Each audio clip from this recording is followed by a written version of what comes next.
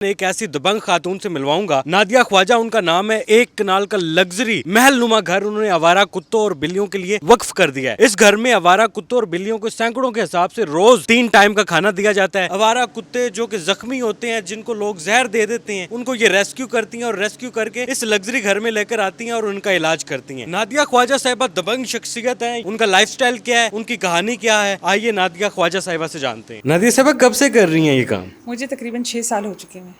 6 साल हो गया। इस वक्त आपने कितने कुत्तों को रेस्क्यू किया होगा? मैंने तकरीबन इस वक्त शेल्टर पे जो मेरे मौजूद हैं तकरीबन 70 हैं।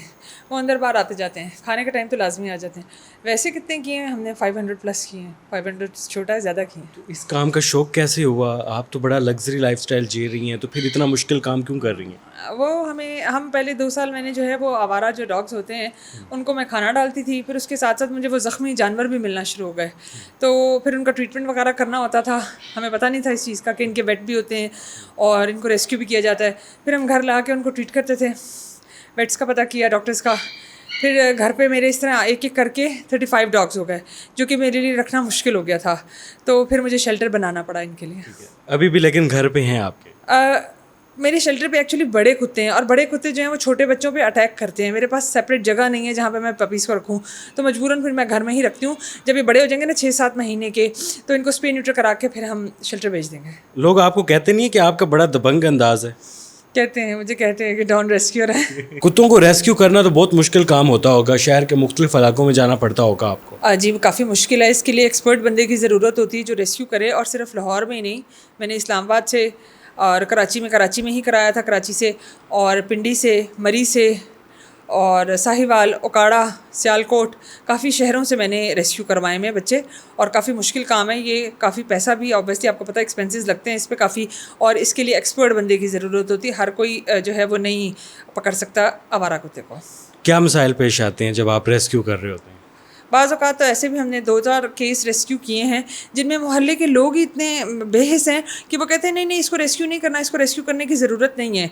सबसे पहले मसला तो जो तमाशा लगाते हैं ना लोग, कहीं अगर रेस्क्यू करने जाओ तो तमाशा लगाते हैं, वो बहुत हमारे लिए प्रॉब्लम क्रिएट करता है। पैनिक हो जाता है वो एनिमल भी, जो भी हो, डॉग है, कैट है, वो भी पैनिक हो जाता है और फिर रेस्क्यूअर के लिए भी आपको पता है फिर मुश्किल हो जाती है। आप जो इनको खाना डालते हैं वो ताज़ा आता है डेली? हाँ जी, डेली ताज़ा आता है, लेकिन मैं बैकअप पे इनका तकरीबन 15 से 20 किलो चिकन कैट्स के लिए, और घर में जो मेरे जानवर मौजूद हैं उनके लिए मैं बैकअप पे 20 किलो तकरीबन रखती हूँ। डेली ताज़ा ही आता है, लेकिन बाज़ औक़ात ऐसा होता है गोश्त नहीं मिलता, तो उसके लिए फिर हमने ऑल्टरनेट अपने शेल्टर पे ही रखा हुआ कि हम उनको पानी में दूध और दही डाल के दे देते हैं। गर्मी भी है तो अच्छा उनका रिफ़्रेशमेंट हो जाती है। इस सारा करने के बाद, खल्के खुदा की खिदमत करने के बाद, बहुत मुश्किल काम है, बड़ी मेहनत करनी पड़ती होगी, तो घर को टाइम कैसे देती हैं आप ये सारी सूरत हाल में? हमने वर्कर भी रखे हुए हैं, जैसे शेल्टर पे काम करने के लिए वर्कर हैं। घर पे भी आपने देखा है 2 मुलाजिम अलग हैं बिल्लियों के लिए, तो बस बीच में ही चलता रहता है, साथ काम चलता है, साथ में जानवरों का भी चलता है। अब छोड़ तो नहीं ना सकते हम इनको। कुत्तों को रेस्क्यू करती हैं, बिल्लियों को रेस्क्यू करती हैं, इनको कौन कौन सी बीमारियां हैं, इनका कौन सा ट्रीटमेंट होता है, इसके लिए अलग से डॉक्टर भी रखा होगा? कुत्ते और बिल्ली नहीं रेस्क्यू किए हुए मैंने, गधे और घोड़े भी रेस्क्यू किए हुए हैं। और डॉक्टर मैंने अपने लिए खुद नहीं रखे हुए वहाँ पे शेल्टर पे। मैं, हमारे यहाँ डॉक्टर हैं करीब में ही हैं, तो हम उनके पास जाते हैं, डॉक्टर साद। काफ़ी वो हमें डिस्काउंट भी देते हैं और ट्रीटमेंट भी अच्छा करते हैं और बहुत अच्छे डॉक्टर हैं उनके पास। इनको कौन कौन सी बीमारियां, कैसे पता चलता है कि ये वाला जानवर अभी बीमार है?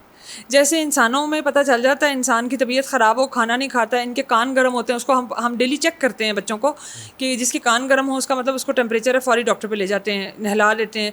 मुख्तलिफ बीमारियां हैं, बिल्लियों में भी हैं, कुत्तों में भी हैं, डॉग्स में ज़्यादातर जो है आजकल चल रहे हैं जो वो पार्वो के केसेस चल रहे हैं। और अभी जैसे आगे गर्मियाँ आ रही हैं तो आपको पता है मक्खियाँ ज़्यादा हो जाती हैं, तो उसकी वजह से बच्चों के मुख्तलिफ पार्ट्स में, ज़्यादातर सर पे और गर्दन पे कुत्तों के कोई बाइट कर दे या कोई चोट लग जाए तो उसमें मैगट्स पड़ जाते हैं, कीड़े पड़ जाते हैं, और वो केसेस गर्मियों में ज़्यादा आते हैं। फिल वक्त जो है वो डिस्टेम्पर और पार्वो के ज़्यादा आ रहे हैं।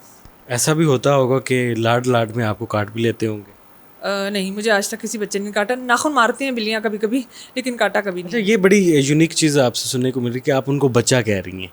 आप अपनी फैमिली का हिस्सा उनको समझती हैं। आम तौर पे हम देखते हैं कि बाहर गली मोहल्लों में जहर दे दिया जाता है, आवारा कुत्तों को गोली मार के मार दिया जाता है। क्या कहेंगी, क्या पैगाम देंगी उन लोगों के लिए? बस हम इनको अपने बच्चों की तरह समझते हैं। जैसे मैंने आपको बाहर उसको कहा कि जी बच्चों को खाना डालो, बच्चों का खाना तैयार करो, तो हम इनको बच्चा ही अपना समझते हैं।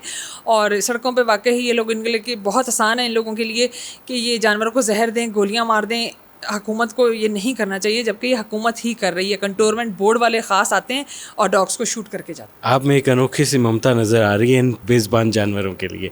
एक आपके पास यूनिक सा डॉगी है जिसको नज़र भी नहीं आता, वो बोल भी नहीं सकता, वो सुन भी नहीं सकता, उससे भी आपको बड़ी मोहब्बत है। हाँ जी, वो बेचारा हमने उठाया, उस पे बड़े डॉग्स ने अटैक किया था, उसका यहाँ से सारी गर्दन जो है वो छिली हुई थी, मैगट्स थे अंदर। तो डॉक्टर साहब ने बताया ये अंधा है, गूंगा भी है और बहरा भी है, इसका कोई हल नहीं है, या तो इसको पुट डाउन कर दें। पुट डाउन का मतलब ये होता है कि इसको टीका लगा देते हैं जहर का और वो फौत हो जाए। लेकिन मैं ये नहीं चाहती थी करना, किसी की जान लेना आसान नहीं है। तो मैंने कहा डॉक्टर साहब जब तक ये जी रहा है मेरे घर में जीता रहेगा, बड़ा होगा, जैसे भी है हम इसका कर लेंगे। तो हमने उसको ऐसे ही रखा हुआ है। इस काफिले को लेकर आप अकेली चल रही हैं, हुकूमत आपके साथ दे रही है इस मामले में सारा? नहीं जी, हुकूमत हमारा बिल्कुल साथ नहीं देती है। इवन हुकूमती सिर्फ यहाँ पे सरकारी जो है सरकार साथ नहीं दे रही, बिल्कुल भी नहीं देती है सरकार साथ। और जो सरकारी हॉस्पिटल है, मैं एक पैगाम देना चाहूँगी, जो कि SPCA है, घोड़ा अस्पताल कहलाता है, वहाँ अंडर CDRS के बिल्लियाँ रखी गई थी।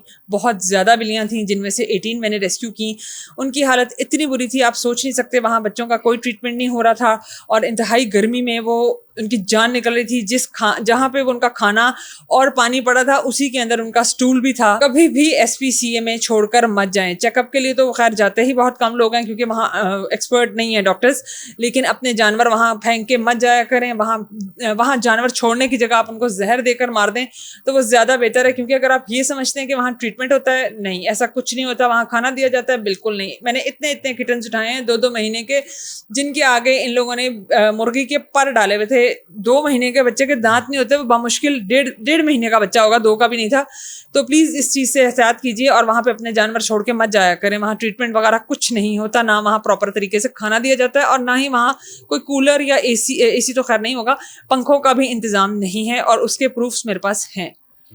ये है जी नादिया ख्वाजा साहिबा, मुआशरे का अजीम किरदार हैं। लोग कहते हैं कि ये बड़ी दबंग खातून है, अपना 1 कनाल का लग्जरी महल नुमा घर आवारा कुत्तों और बिल्लियों के लिए वक्फ कर दिया है और ये मुआशरे को एक बड़ा प्यारा पैगाम दे रही हैं कि इन बेज़बान जानवरों की खिदमत करें, ये आपको दुआ देंगे। अल्लाह हाफिज़।